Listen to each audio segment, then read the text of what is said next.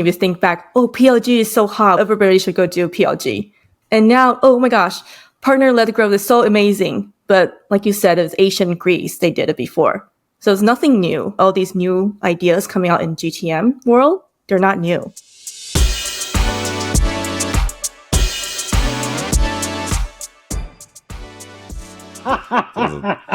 Won't be in the final product.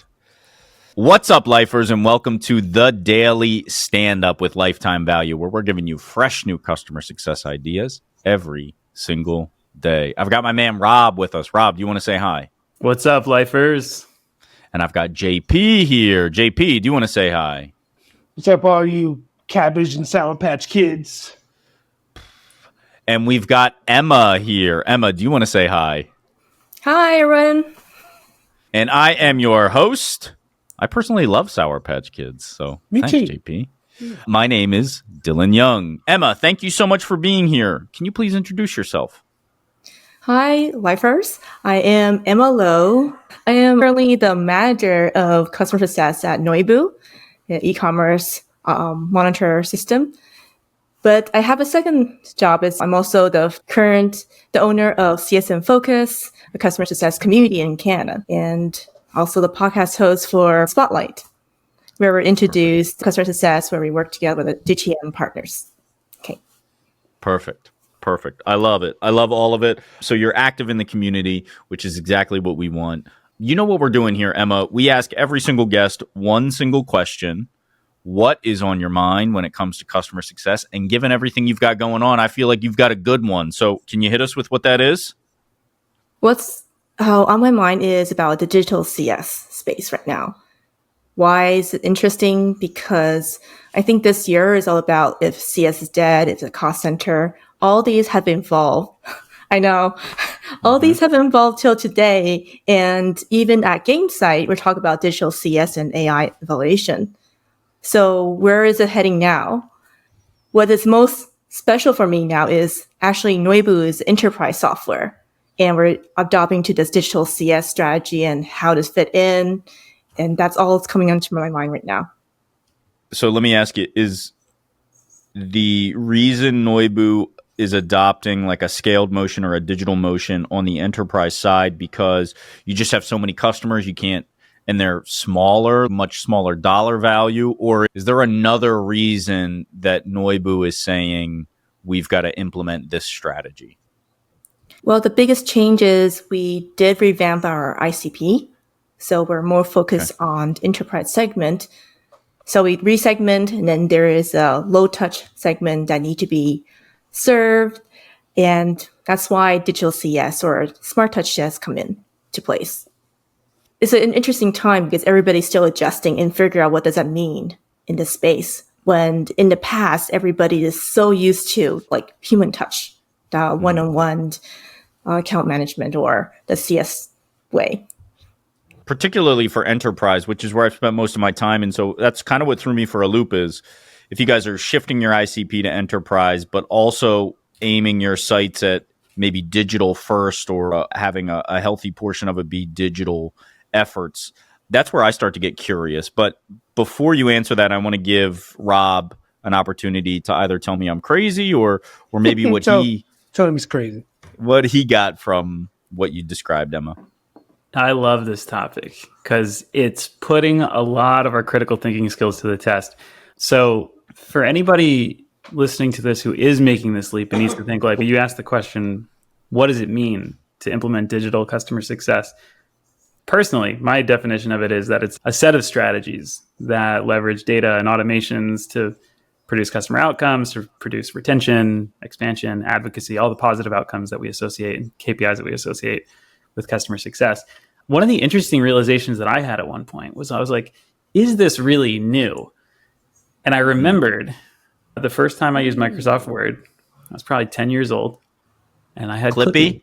Clippy came on the screen. Yeah! And I was like, damn! Ah. is Clippy digital CS? Oh my gosh! Is Clippy the grandfather of digital CS? So I don't know. I mean, I think maybe in many ways we're just going back to the origins.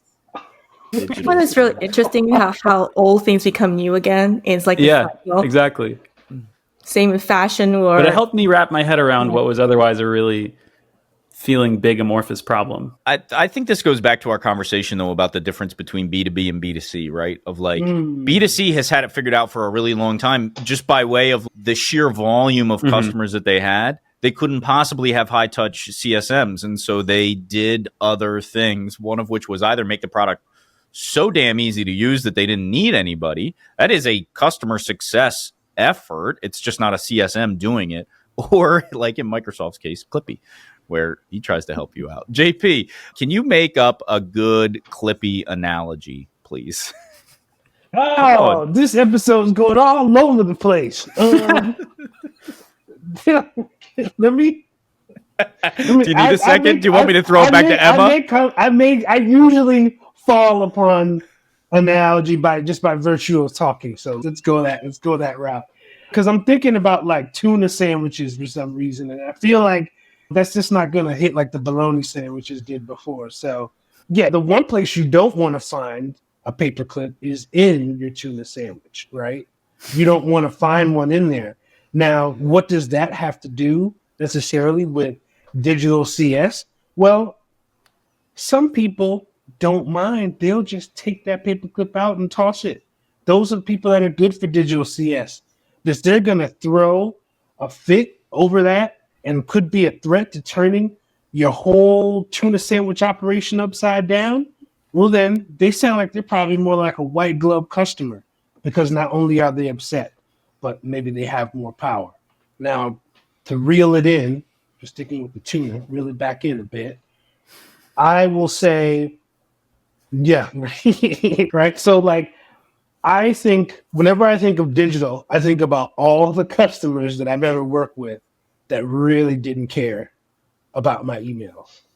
Like they really didn't care and it didn't make a difference. They were fine. Like they're fine. Everyone's like, you need to, how are they doing? Get in touch with them. See about a QBR. See about a check-in. And they're doing their thing. They're totally fine. And on top of that, they're like, JP, leave me alone. I got to do my job. Exactly. They're just trying to do that. Like they're fine. Yeah. And so I think like digital CS is about how many customers do we have where they will be just fine using our product. Maybe they probably have some element of being an ideal customer, right? And how can we just build an effort so that they can be serviced because they don't need that much. And if we do this right, they can basically service themselves at scale, whether that's through some chatbot or whether it's through like we've seen the whole community thing, right? Or even I think that this is going to be the new thing, and it's very apropos and kind of meta, just content. People creating content, right? And you can use content at scale. A YouTube video like this one, hit subscribe below. You can everybody can watch this. We spent however long we did on this, but it's scalable out. And so I think that there is a lot of gold here in the digital CS conversation. It just has to be a little nuanced, but I think you figure out the threshold of which of the customers that like really don't care if they have a paperclip in their tuna sandwich. Emma, this is a choose your own adventure. You can go down the path of complete absurdity and talk about paperclips and tuna sandwiches, or you can keep us on the rails and talk about some of the strategies that you guys are now implementing at Noibu. Aside from YouTube videos, please subscribe. Tell us kind of what you guys are doing. Well, I would say it's ongoing. And I know digital CS means so many things in so many ways, like the paperclip or tuna, whatever. But yeah. Be careful. I know, but I always believe what CS is supposed to be doing is always meeting where the customer where they need to be, no matter what strategy or how we go after. Doesn't matter, digital touch or a gift at the right time or a call from a human. It's just, I think that's where it is. And it's kind of interesting because now AI is everywhere. Suddenly you get 10 times emails in your inbox by different things. But are we actually meeting people at the right time? Giving the right message, right time, right space, whatever. So it comes down to segmentation. are we doing that right? Here's a question I have for you, Emma, that I'm eminently curious about with everybody we talk to that wants to talk about digital and scaled motions and automation, whatever you want to call it. What does your data situation look like today? And what did it look like prior to Noibu making the decision to go down this route? Were they smart enough to have thought about this at inception?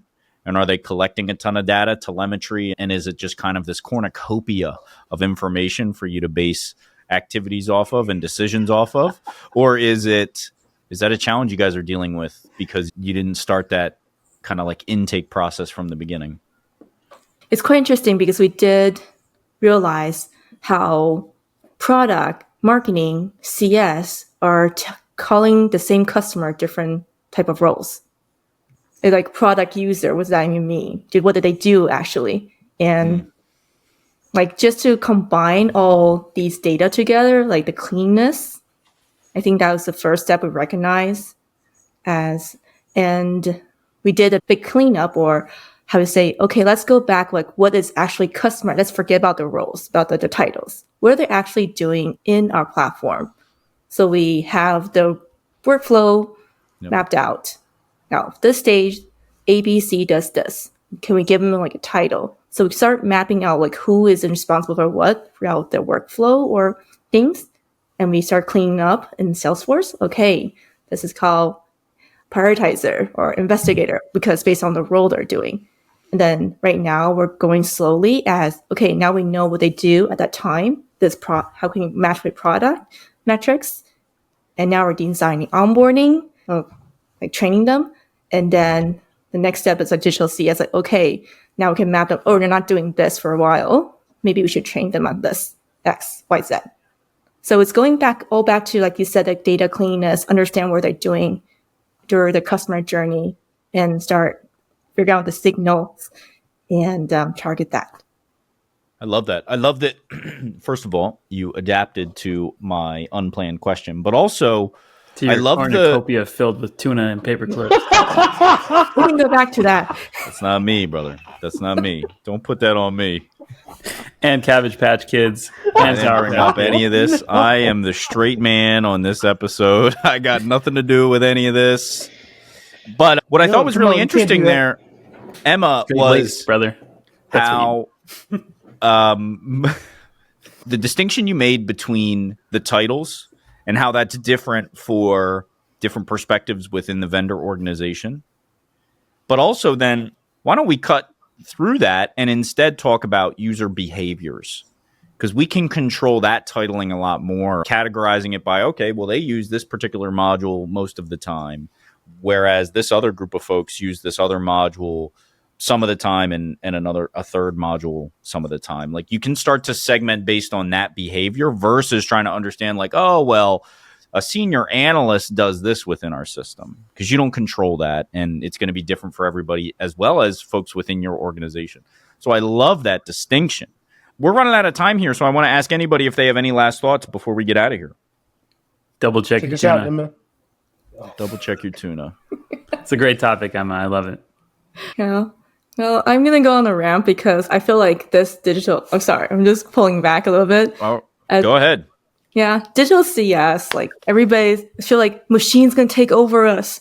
So we have this kind of barrier that actually is not going to do this or take away your job. And also the same motion, if you think back, oh, PLG is so hot. Everybody should go do PLG, product-led growth. I fell victim to that. Yeah, and now, oh my gosh, partner-led growth is so amazing. But like you said, it's Asian Greece. They did it before. So it's nothing new. Like if you think of eco-like growth, ecosystem, near-bound, all these new ideas coming out in GTM world, they're not new. They're just the old ways of bringing back. So what old is new? That's what I'm kind of saying. And I don't believe human will replace my machines. Even though I'm Not the digital tomorrow, CS world and AR world, it's just how we use it and how much we understand it. Okay. Love it. Thank you. Bring back Clippy, please. Let's campaign for it. That's Free definitely Clippy. Emma, we may have to forego a picture of you on our thumbnails for the promotion of this and instead use Clippy. Or maybe I'll superimpose your head on Clippy's body. Yeah. Are you opposed to that, Emma? Clippy's body. Okay. Yeah, okay. There we go. We got it. Anyway, that is our time, Emma. Thank you so much for bringing this to our attention for that little rant at the end there, though. Would love to have you back for a round 2. But for now, we've got to say goodbye. Thanks for having me. You've been listening to the Daily Standup by Lifetime Value. Please note that the views expressed in these conversations are attributed only to those individuals on this recording and do not necessarily reflect the views and opinions of their respective employers. For all inquiries, please reach out via email to dylan@lifetimevaluemedia.com. Find us on YouTube @Lifetime Value and find us on the socials @Lifetime Value Media. Until next time.